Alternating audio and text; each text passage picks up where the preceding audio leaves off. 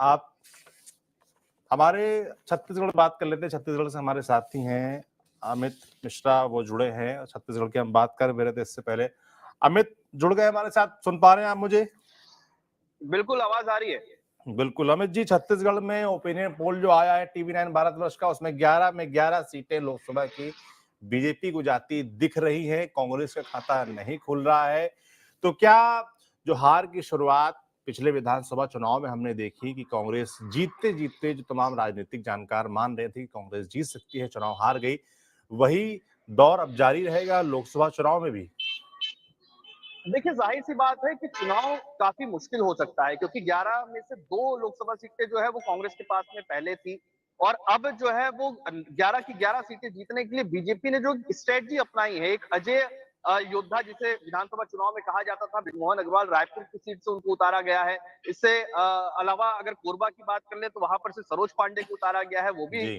National leader रह चुकी है। तो ऐसे जो चेहरे हैं जिनमें सबसे ज्यादा जीत को लेकर जो संभावनाएं थी बीजेपी ने और बकायदा कई तरीके के सर्वे, इंटरनल सर्वे उन्होंने करवाए थे और उसके बाद फिर सामाजिक समीकरण को भी उन्होंने साधा है कि हर तरीके के हर वर्ग के लोगों को उन्होंने साधने की कोशिश की है। 11 सीटों में सबसे मुश्किल सीट जो रहती है वो चाहे जांजगीर चांपा की बात कर ले या बस्तर कांकेर की बात कर ले। जी। दूसरी तरफ हम देखें तो जो राजनांदगांव का इलाका है वो भी अब यहाँ पर भी जो टफ फाइट है वो देखने को मिल सकती है। बिल्कुल, संतोष पांडे एक राजनांदगांव में तरफ कांग्रेस बीजेपी की के तरफ हैं। से प्रत्याशी घोषित हो गए हैं पूर्व मुख्यमंत्री भूपेश बघेल। क्या तैयारी है उनकी?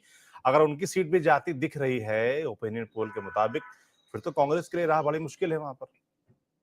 देखिए, समझना होगा कि छत्तीसगढ़ की जनता का मूड क्या रहता है। हमने देखा था 2018 का जब विधानसभा चुनाव हुआ और विधानसभा चुनाव के बाद जब लोकसभा का चुनाव हुआ, तो लोकसभा के चुनाव में जिस तरीके का रिजल्ट विधानसभा चुनाव में कांग्रेस के पक्ष में मिला था, उस तरीके का रिजल्ट जो है वो लोकसभा के चुनाव में कांग्रेस के पक्ष में देखने को नहीं मिला। यानी कि जो जनता का मूड है, वो नेशनल मुद्दों के साथ में ये भी देखती है कि किस तरीके से देश हित में कौन सी जो मुद्दे हैं वो किस पार्टी के तरीके से किस तरीके से किए जा रहे हैं, निभाए जा रहे हैं। तो ऐसे में जनता के लिए मुद्दे सबसे महत्वपूर्ण होते हैं और मुद्दों को जनता तक पहुंचाने के लिए और मुद्दों को पूरा करने के लिए कहीं ना कहीं बीजेपी और कांग्रेस के बीच में भरोसे की जो दीवार होती है वो सबसे महत्वपूर्ण होती है और जनता उसी दीवार के जरिए ही उस दीवार को किस तरीके से लांघा जाए, कौन सी जो पार्टी है वो किस तरीके से उनके लिए जनता के लिए काम कर रही है, ये सबसे महत्वपूर्ण होता है। छत्तीसगढ़ की अगर हम बात करें तो किसानों का सबसे महत्वपूर्ण मुद्दा था।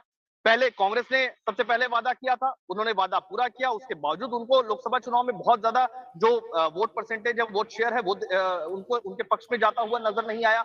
वही कमोबेश अगर बीजेपी की बात कर ले तो अभी जिस तरीके का एग्जिट पोल दिखा रहे हैं, ये इसलिए भी दिखाया जा रहा है क्योंकि कांग्रेस की सक्रियता कम हो गई है। अगर लोकसभा चुनाव के मद्देनजर हम देखें तो कई ऐसे नेता है जो चुनाव में जिनको पार्टी उतारना चाहती है लेकिन वो खुद चुनाव नहीं लड़ना चाहते। इस तरीके की बातें अभी भी इंटरनल जो कांग्रेस के नेता है वो कहते हुए नजर आते हैं। अगर भूपेश बघेल के राजनांदगांव से चुनाव लड़ने की बात भी हम देख ले तो कांग्रेस की पूरी पार्टी छत्तीसगढ़ की अगर हम बात करें तो यहाँ पर कांग्रेस की पूरी पार्टी धरातल पर आक्रामक रूप से नजर नहीं आती है। दूसरी तरफ हम देखें तो बीजेपी हर तरीके से यहाँ पर आक्रामक है, चाहे वो जनता के बीच में जाने की बात हो, जनहित के मुद्दों को उठाने की बात हो या फिर समस्याओं को लेकर अपनी बातों को रखने की बात हो। ये तमाम ऐसी बातें हैं जिसमें बीजेपी के नेता अभी भी जनता के बीच में जाते हुए नजर आ रहे हैं। कांग्रेस के जो नेता है वो कमोबेश बीजेपी के विपक्ष में कम जनता के बीच में जाते हुए नजर आए। तो एक सबसे बड़ी जो संभावना है ये भी मानी जा रही है कि कांग्रेस की स्ट्रेटजी यहाँ पर कहीं तरीके से काम नहीं कर पा रही है या फिर जो एक बीजेपी